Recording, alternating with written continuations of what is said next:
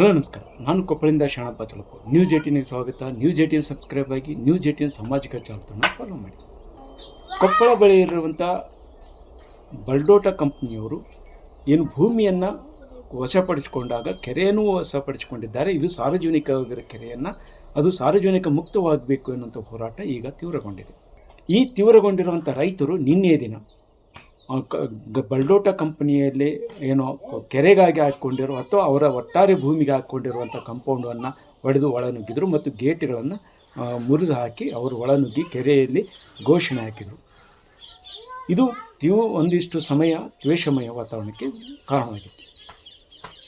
ಇದು ಇತಿಹಾಸ ನೋಡೋದಾದರೆ ಇಲ್ಲಿ ಬಲ್ಡೋಟ ಕಂಪ್ನಿಯವರು 2006ರಲ್ಲಿ ಇಲ್ಲಿ ಕಾರ್ಖಾನೆಯನ್ನು ಆರಂಭಿಸಬೇಕು ಅನ್ನುವಂಥ ಉದ್ದೇಶದಿಂದ 1036 ಎಕರೆ ಭೂಮಿಯನ್ನು ವಶಪಡಿಸಿಕೊಂಡು KIDBಯಿಂದ ತೆಗೆದುಕೊಂಡರು.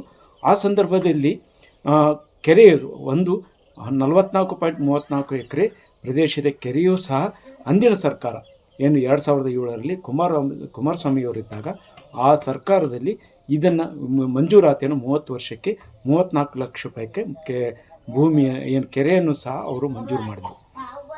ಅದ ನಂತರ ಕೊಪ್ಪಳದ ಪ್ರಗತಿಪರ ಸಂಘಟನೆಯವರು ಹೈಕೋರ್ಟ್ಗೆ ಹೋದರು. ಹೈಕೋರ್ಟ್ನಲ್ಲಿ ಒಂದು ಹೋರಾಟ ಅವರು ತೀವ್ರ ವಿಚಾರಣೆ ನಡೆಸಿ ಒಂದು ನಿರ್ಧಾರಕ್ಕೆ ಬಂದರು.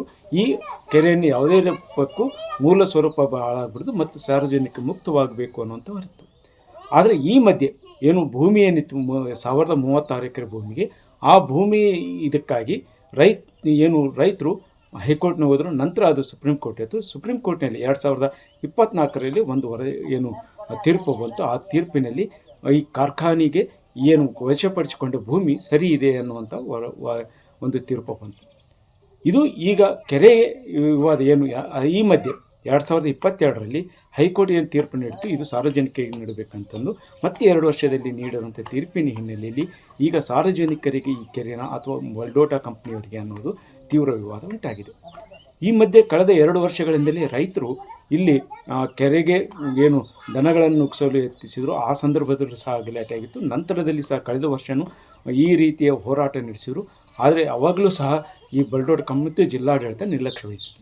ಈ ಮಧ್ಯೆ ಜಿಲ್ಲಾಡಳಿತದ ವಿರುದ್ಧ ಮತ್ತು ಸರ್ಕಾರದ ವಿರುದ್ಧ ಮತ್ತು ಬಲ್ಡೋಟ ಕಂಪ್ನಿಯವರ ವಿರುದ್ಧ ರಾಜ್ಯ ರೈತ ಸಂಘ ಕಳೆದ ಹಲವು ದಿನಗಳಿಂದ ಬಲ್ಡೋಟ ಕಂಪ್ನಿಯ ಮುಂದೆ ಒಂದು ಅನಿರ್ದಿಷ್ಟ ಅವಧಿ ಮುಷ್ಕರವನ್ನು ಆರಂಭಿಸಿದೆ. ಈ ಮಧ್ಯೆ ಆ ಮುಷ್ಕರಕ್ಕೆ ಬೆಂಬಲವಾಗಿ ರಾಜ್ಯದಲ್ಲಿ 46 ವರ್ಷಗಳ ಹಿಂದೆ ನರಗುಂದ ಬಂಡಾಯ ಇತ್ತು. ಆ ಸಂದರ್ಭದಲ್ಲಿ ಇಬ್ಬರು ರೈತರು ಹುತಾತ್ಮರಾದರು. ಅದರ ಸ್ಮರಣಾರ್ಥವಾಗಿ ಈ ಬಾರಿ ಕರ್ನಾಟಕ ರಾಜ್ಯ ರೈತ ಸಂಘ ಕೊಪ್ಪಳದ ಬಸಾಪುರದಲ್ಲಿ ತಮ್ಮ ಸಂಘಟನೆಯವರು ನಡೆಸ್ತಾರಂಥ ಹೋರಾಟಕ್ಕೆ ಬೆಂಬಲವಾಗಿ ಇಲ್ಲಿಯ ಸ್ಮರಣ 46ನೇ ಹುತಾತ್ಮ ಸ್ಮರಣ ದಿನ ನಡೆಸಿದರು. ಆ ಸಂದರ್ಭದಲ್ಲಿ ರಾಜ್ಯದ ಮೂಲೆಗಳಿಂದ ರೈತರು ಆಗಮಿಸಿದರು. ಈ ಮಧ್ಯೆ ಒಂದಿಷ್ಟು ದನಗಳನ್ನು ಕೆರೆಗೆ ನುಗ್ಗಿಸ್ತಾರೆ ಅನ್ನುವಂಥ ಕಾರಣಕ್ಕಾಗಿ ದನಗಳ ಮೇಲೆ ಪೊಲೀಸರು ಓಡಿಸಲು ಹೋಗಿ ಒಂದು 4-5 ದನಗಳಿಗೆ ಗಾಯಗಳಾಗಿದ್ದು ಒಂದು ಕಡೆ ಆಗಿದ್ದರೆ, ಇನ್ನೊಂದು ಕಡೆ ಕಾರ್ಯಕ್ರಮ ಮುಗಿಯುವವರೆಗೆ ರೈತರು ನೇರವಾಗಿ ನುಗ್ಗಿ ಕಾಂಪೌಂಡನ್ನು ಒಡೆದು ಒಳಗೋದು. ಇಲ್ಲಿ ಒಂದು ಜಿಲ್ಲಾಡಳಿತ ಇದಕ್ಕೆ ಈಗಾಗಲೇ ಕಾನೂನು ಸಲಹೆಯನ್ನು ಕೇಳ್ತಾ ಇದ್ದೀವಿ. ರಾಜ್ಯ ಸರ್ಕಾರ ಕಂದಾಯ ಇಲಾಖೆಯಿಂದ ಕಾನೂನು ಸಮೀಕ್ಷೆಗೆಂದು ಕಾನೂನು ಏನಾಗುತ್ತೆ ಅನ್ನೋದನ್ನು ನಿರ್ಧಾರದ ಮೇಲೆ ಮುಂದೆ ಕ್ರಮ ಕೈಗೊಳ್ಳುತ್ತೀವಿ ಅಂತ ಹೇಳ್ತಾರೆ. ಹೈಕೋರ್ಟ್ ಆದೇಶ ಇವತ್ತಿಗೆ 4 ವರ್ಷ ಆಗಿದೆ. ಇವನ್ ಹೈಕೋರ್ಟ್ ಜಡ್ಜ್ಮೆಂಟ್ ಅಲ್ಲೇ ಹೇಳಿದ್ದಾರೆ, ನಾಳೆ ಕಾಸ್ ಅರೈಸ್ SLB ಪೆಂಡಿಂಗ್ ಇದೆ, ಇದುವರೆಗೂ ನಾಳೆ ಕಾಸ್ ಅರೈಸ್ 4 ವರ್ಷ ಆಗಿದೆ. ಸೊ ನಾನು ಬಂದಾಗಿಂದನೂ ಅವ್ರಿಗೆ ಒಂದು ಪಿಟಿಷನ್ ಹಾಕೊಳ್ಳಿ, ನೀವು ಕ್ಲಾರಿಫೈ ಮಾಡ್ಕೊಳ್ಳಿ ಅಂತ ಹೇಳ್ತಾರೆ. ಅವ್ರು ಹಾಕೊಂಡು ಕ್ಲಾರಿಫಿಕೇಶನ್. ಆದರೆ ಅದರ ಮೇಲೆ ಹೋರಾಟಗಾರರು ರೈತರು ಒಂದು ರಿಟ್ ಪಿಟಿಷನ್ ಹಾಕ್ಬೋದು ಅನ್ನುವಂಥ ಮಾತಿದೆ.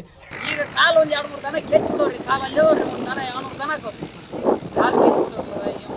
ನೀರಿಗೆ ಹೋಸೋಡ್ರಿ ಭಾಳ ಕಷ್ಟ ಐತಿ. ಒಳ್ಳೆ ಬೆಣ್ಣೆ ತಿರ್ತಾರೆ ನೋಡ್ರಿ, ನೀರೆಲ್ಲ ಬಂದಿ ಊರು ಕೆರೆಗೆ ಹೋದ್ರೆ ಬೇಯ್ತಾರ್ರಿ ನಮ್ಮನ್ನ, ಪಲ್ಸ ಬೇಯ್ತಾರ. ಏನು ಮಾಡಕ್ರಿ ಹಿಂಗಿದೆ ಗಂಟು ಬೆಣ್ಣೆ ತಿರ್ತಾರೆ ರೀ. ಪೊಲೀಸರು ನಾಸಿ ಬೆಣ್ಣೆ ತಿರ್ಸ್ತಾರೆ. ಎಲ್ಲಿ ಕುಡಿಸ್ಬೇಕ್ರಿ ನೀರು? ನಾವ್ರು ಮನುಷ್ಯರು ಎಲ್ಲಾರು ಕುಡ್ತೀರಿ, ಎಲ್ಲಿ ಕುಡಿದ್ರಿ ಬಾಲ್ ಬೆಣ್ಣೆ ಹಿಂಗೈತಿ ಮಾಡ್ತಾರೆ ಸರ್ ಇವರು. ನಮ್ಮ ಹೊಟ್ಟ ಬಿಡೋಡ್ರಿ ಎಲ್ಲೆಲ್ಲಿ ನಮ್ಮೂರು ಕೆರೆ 44 ಎಕರೆ ಒಳಗೆ ಹೊಡಿತೀವಿ.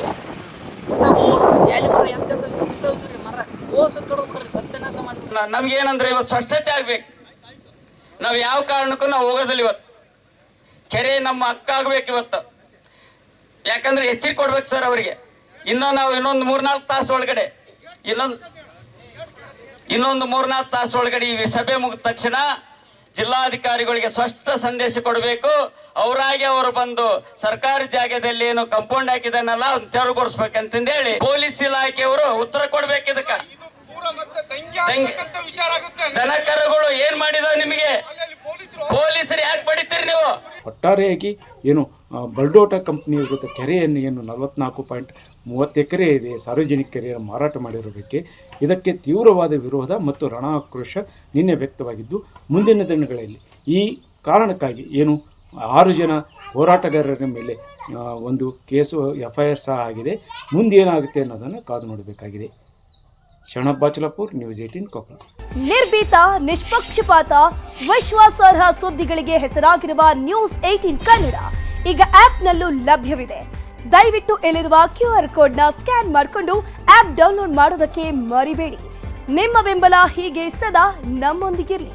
ಧನ್ಯವಾದ.